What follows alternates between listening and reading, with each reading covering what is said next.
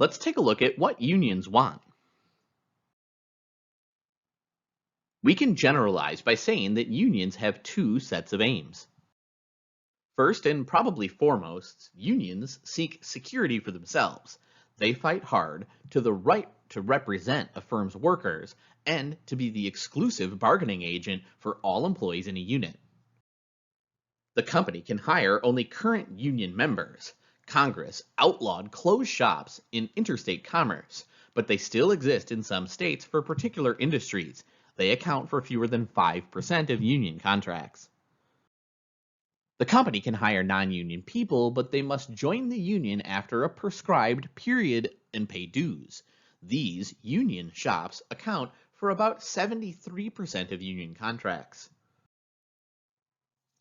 Employees who do not belong to the union and still must pay the union an equal amount to union dues on the assumption that the union's efforts benefit all workers is known as an agency shop. Union members get preference in hiring, but the employer can still hire non-union members in a preferential shop. Employees do not have to belong to the union in a maintenance of membership arrangement. However, union members employed by the firm must maintain membership in the union for the contract period. These account for about 4% of union agreements. Not all states give unions the right to require union membership as a condition of employment. Right to work is a term used to describe state statutory or constitutional provisions banning the requirement of union membership as a condition of employment. Right to work laws don't outlaw unions.